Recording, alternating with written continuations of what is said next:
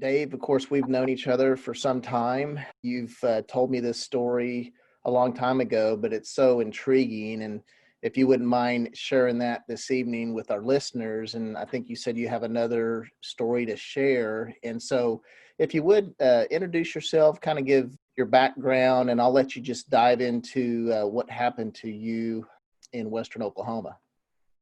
Well, I told you and Lance, some of the guys, I've told individual people about this event we had, but I've never spoken about it publicly ever anywhere. So this will be the first time. You guys know me as Wiley Dave. I'm a professional predator caller and predator hunter. I've been doing that most of my life.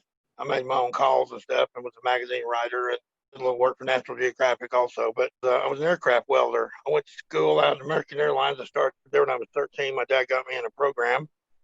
Stayed in it till I was out of high school and graduated with honors out of there.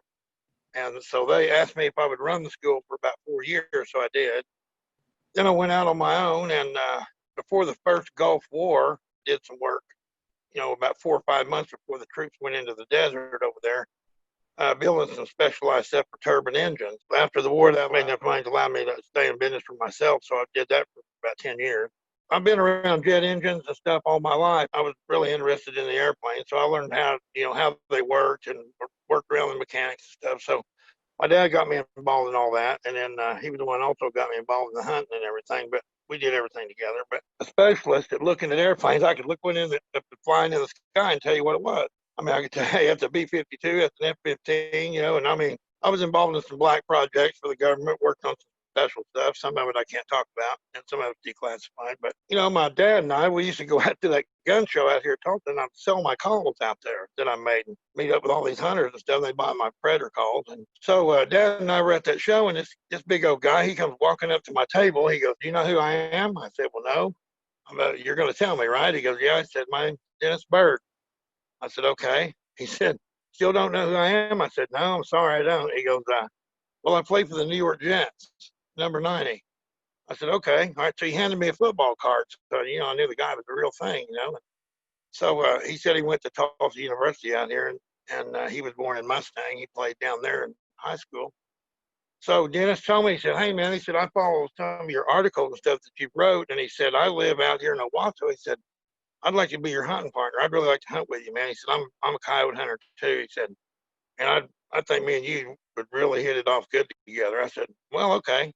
So he was going to have to go back for some kind of deal in New York. He said, "When I get back," he said, "we're going to Colin." He went. I think it was he was in the playoffs, so he went back and the Jets did their thing. Well, he came back. When he came back home, he called me. He said, "Hey, this is Dennis. Let's meet up." So we got together and we talked about guns and calls and everything, And so he was really into it. I mean, he was ate up with as bad as I was, and he was a pretty decent caller. But Dennis wanted me to teach him the minor points of long range shooting and then hitting these coyotes on the run and calling them in and doing different things with them and stuff. We did really good together. We were really successful. So we hunted all over, man. I mean, we went to Arizona, New Mexico, hunted Western Oklahoma. Kansas. Anywhere somebody went, that's not coyotes, we were there. So we only discussed UFOs one time, and it was about the Germans over in World War II. That our troops said that they'd seen them. They had actually seen flying saucers in World War II. And a lot of people don't believe that, but if you do your history and go back and search a little bit, you'll find out that they had them. One was called Hanabu 1, the other was Hanabu 2, and they were actual flying aircraft with guns on them, and people had pictures around that you can find them and see them.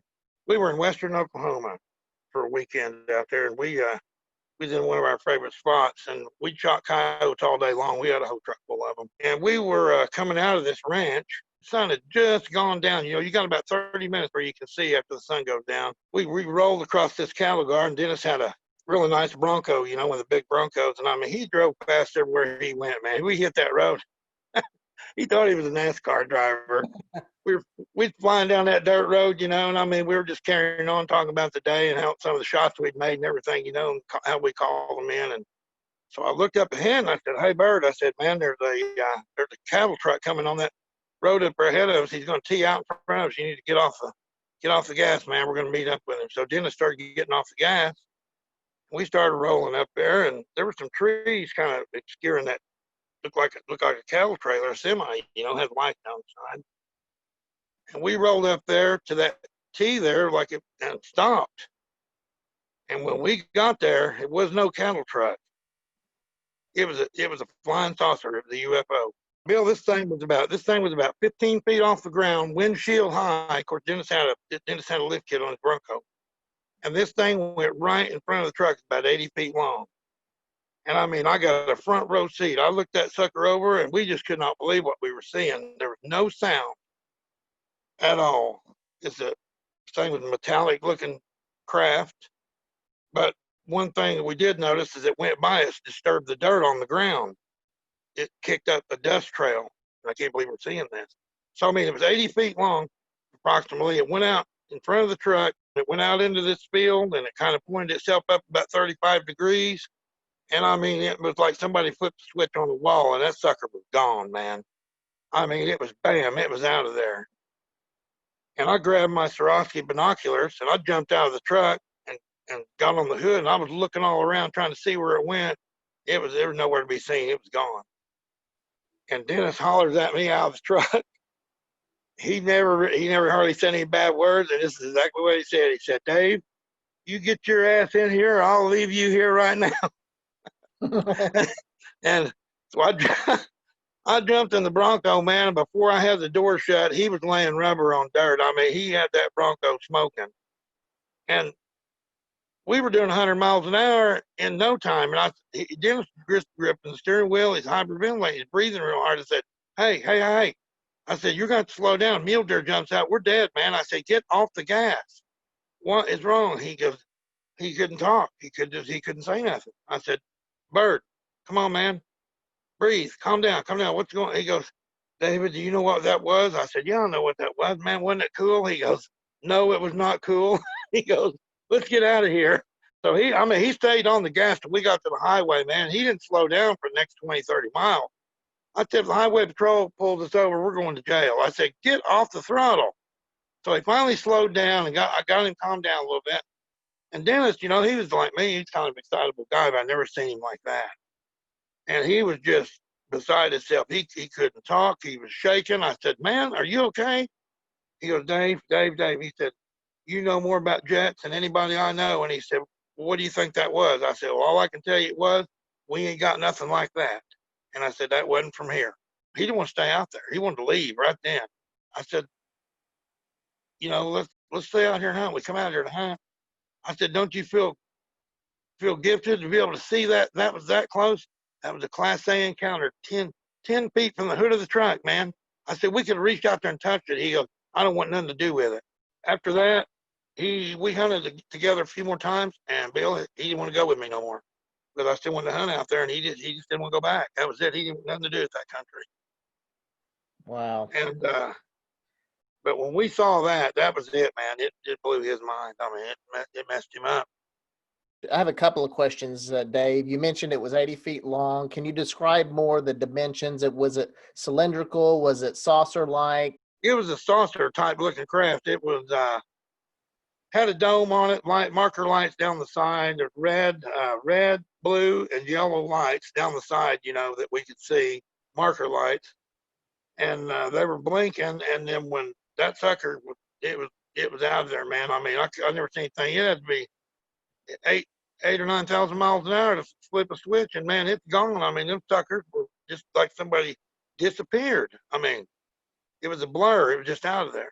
But there were no control surfaces that we could see, and there was just a dome, kind of a dome. Maybe if you were coming up to the edge, going to the top, I'd estimate it maybe at about 40 feet. Can you explain, folks that don't know, maybe what control surfaces? What's that mean? Well, there's no aileron, no rudder. No, any kind of like airplanes, where they have aileron, rudder, they got flaps, horizontal stabilizer, none of that. There was none of that there. This is total disc shape. I mean, just like if anybody's ever seen the movie, with the original movie of The Day the Earth Stood Still with Michael Rainey when he's the spaceman, it looked kind of like that craft right there.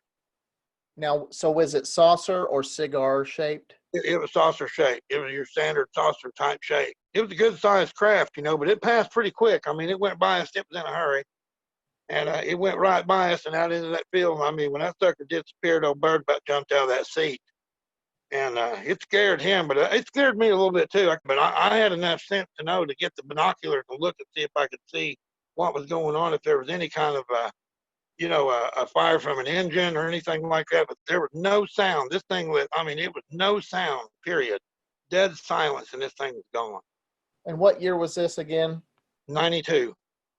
Okay. What happened after you guys left that area? Well, we went, we got out on the highway, and I got him where he could start talking, and he was, Dennis was really shook up over that, and I think it was because of his religious beliefs. Of course, I believe in Jesus Christ too. I'm a Christian and know the Bible pretty well. And of course, we were talking about it, and I said, "Hey, Dennis, come on, man." I said, I said, it didn't do anything to us. I said, the Lord knows it's out there. I said, he protected us, but we hunted the next day. He just never really wanted to go back out there after that. That's a totally amazing story. Did you meet up with it simultaneously at this T-bone, or had it already stopped in front of you when you pulled up?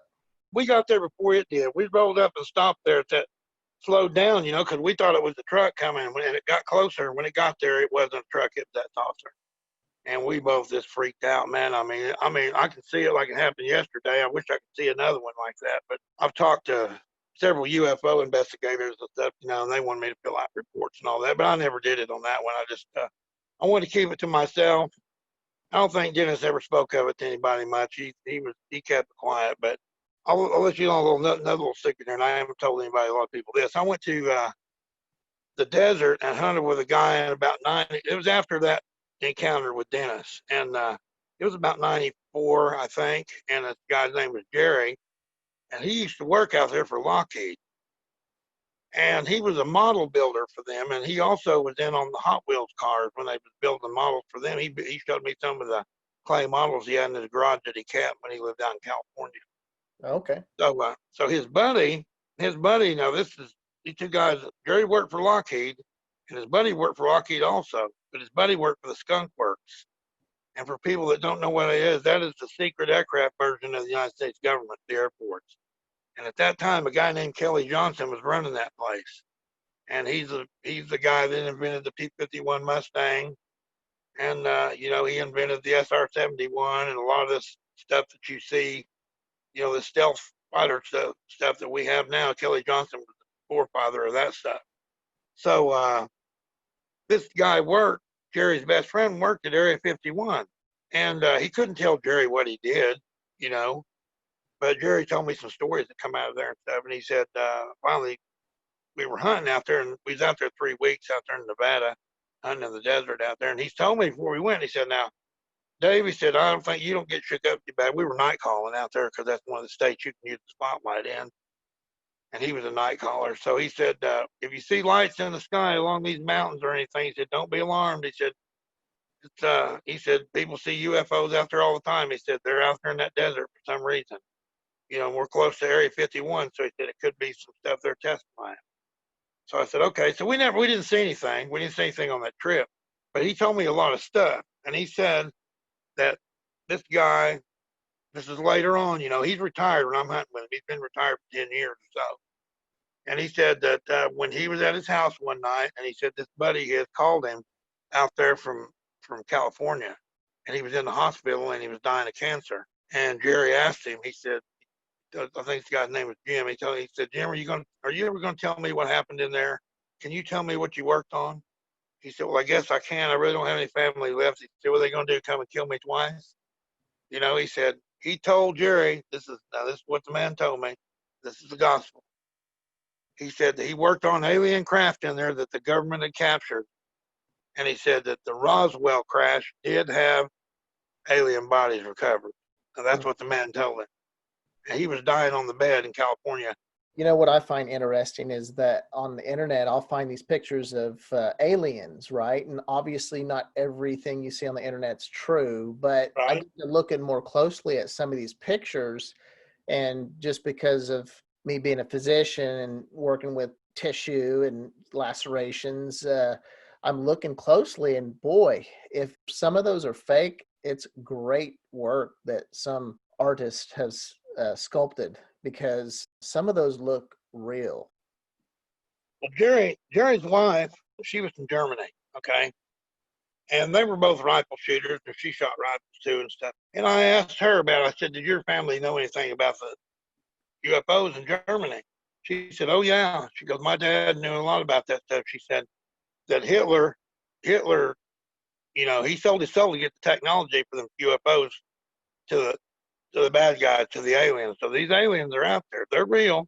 That's another thing he showed me when we was out there. He took me, Bill, and you know this place. You may have heard of it. It's called Dulce, New Mexico. You know where that is? No, but it sounds familiar.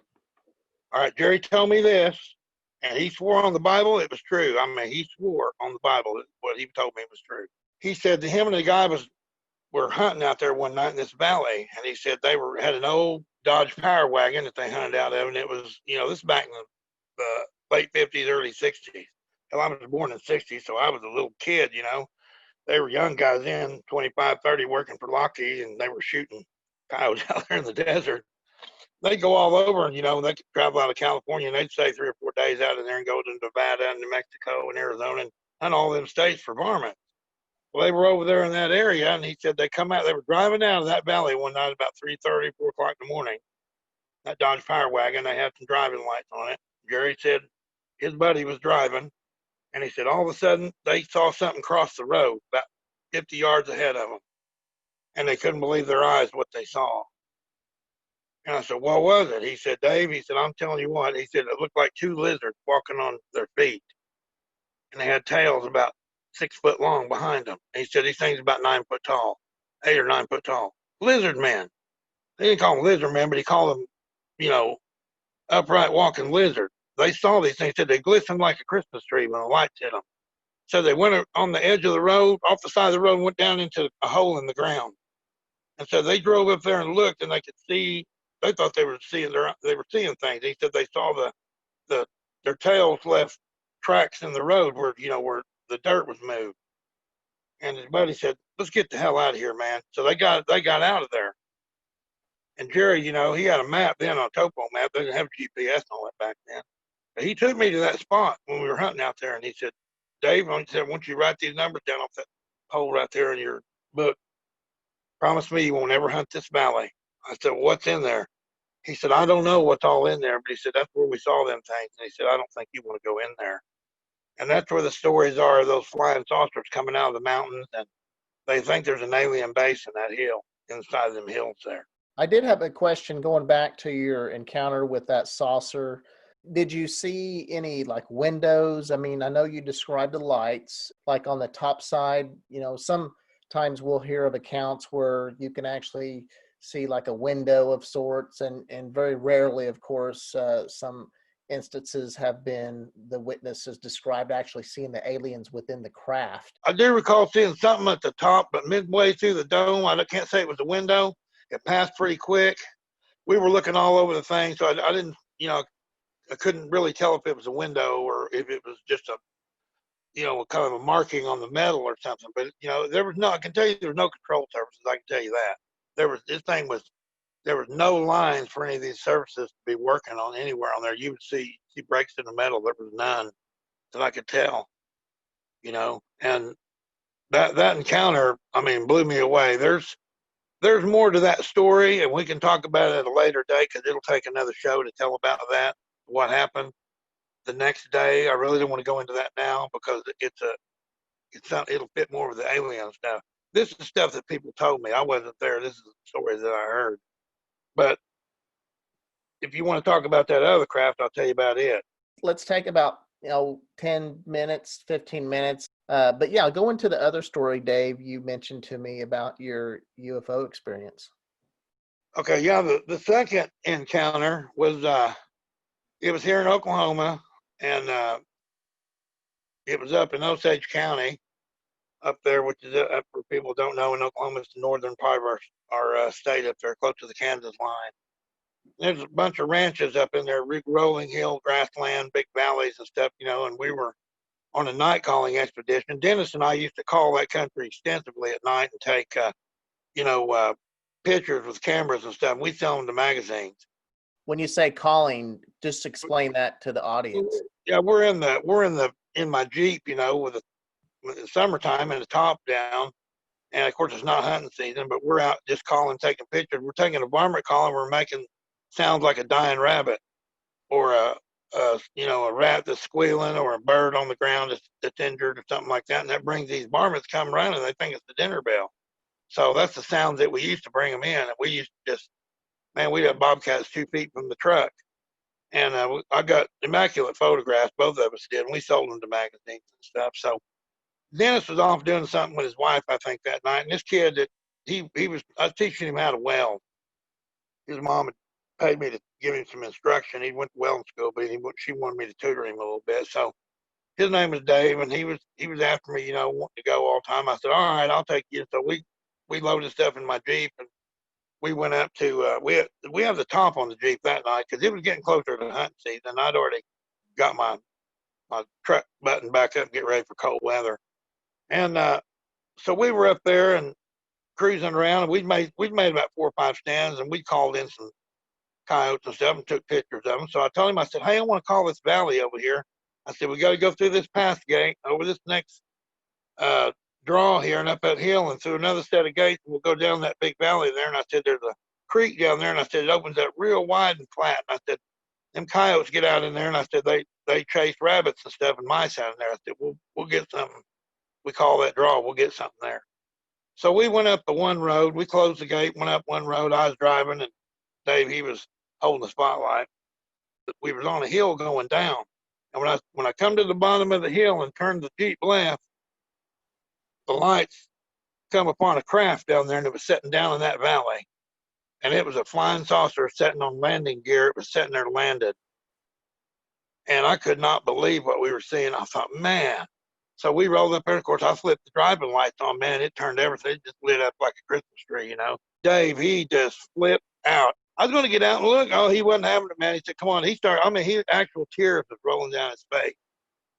He said, please, Dave, let's get out of here. Please, I'm begging you. So now this one, Bill, I could see landing gear coming down from the craft, and the landing gear was kind of like, you know, how you would see like a landing gear, like you would see a cell tower put together. Okay, like scaffolding. Yeah, like scaffolding, you know, and there was four legs. This thing was probably off the ground. It was probably 40 feet off the ground.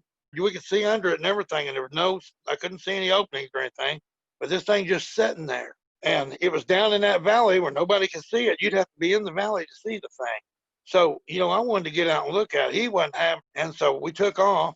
I turned the Jeep around. We got on the road and got up on the hill, you know, and when we got to the gate, he wouldn't get out and open the gate.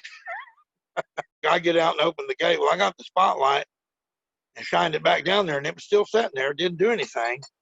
So I got out and closed the gate, and we got back on the road, headed for the road. We drove out, and we get on Highway 60 out there, which is the road. So I looked in the mirror, and he looked out the back window, and here comes this light. And it was a really bright light behind us, and it was coming up really fast, and he got down in the floorboard. I reached back there and got that shotgun. I put a round in it, you know. This light's coming up behind us fast. I was a little bit concerned myself at the speed this thing was coming. It got up there behind us, and it went around us. It was a guy on a motorcycle, and he had his brights on. You know, yeah. I said, yeah. I said, get out of there, man. I said, it's just a motorcycle. You saw that thing with Dennis, and he said, now this happens. He said, He said, why are you seeing these? I said, I don't know why I'm seeing them, but I said, I feel good. I feel good about seeing them. I said, a lot of people want to see them, you know. Yeah. But he just didn't want to talk about it. He would never mention it again. I've tried to call him several times to see if he would talk about it. He won't talk to me. It's traumatic, obviously, for him, and there's no comfort in reliving something that it was so frightening to him, and yeah, it's too bad. But this was a different type looking craft here. It went up to like a dome shape, and then it had a blocky top to it, and then like a little antenna sticking up on it. And it was like a little tower, you know, maybe about 5 foot tall. And I got to looking through some UFO pictures in a book, and I pulled a picture up, and I saw one that looked like that, and it was taken back in the 50s. Interesting. I took a guy back up there with me later on, it was 2 or 3 months later, and I took my dad back up there, and I showed him, and we found the spots where the thing the landing gear had been in the ground. Oh, wow. Any pictures at all? No, we didn't have a camera with us at the time. We didn't have cell phones back then, and I didn't think it was slowly fading out, but you could tell it was there. I mean, I talked to several cowboys that worked up there on one of those ranches, and they said they'd seen lights in the sky at night, didn't know how to report it or what to think about it. He said they just said it was flying saucers, all they could tell. So other people have seen them. I mean, there's lots of people that have seen them, but I know they're real. I mean, it's not an imagination. It's there. I mean, if I could have got a picture of the thing, it would have been fantastic. Well, I think hunters especially get to see things a lot of times that others just don't. I mean, you think about it, you're in a rural area. You're not only in a rural area, you're oftentimes out there at the crack of dawn, the middle of the night. There's things out there that we can't even imagine, both in the sky and in the woods. And so, you think of all the stories that probably won't ever get told, that's probably tenfold over what's been told. But I know you have more stories to tell us, Dave, and that's why I wanted to have you on. And I mean, those are amazing stories that you just told, to actually be that close to something that's just really mind-blowing and frightening, and so many emotions going on at one time. I do want to get into what happened. You mentioned shortly after, in the days following the encounter that you and Dennis had. Maybe we'll pick up on that next time, but I want to thank you for coming on. I was excited to talk to you about your encounter, because I don't think I ever heard the full story. But I think, if people take the time to really look in the skies, I've become more interested in space. And I think if we all paid more attention to what's above our heads, we probably see a lot more things. Is there anything else you want to add to the second encounter? I don't know that I ever asked you about the dimensions on that, how close you got to it, etc. Yeah, we were when I turned the Jeep left, we drove down that road at the bottom of the hill there. It was in the valley. So we were probably 75 yards from it.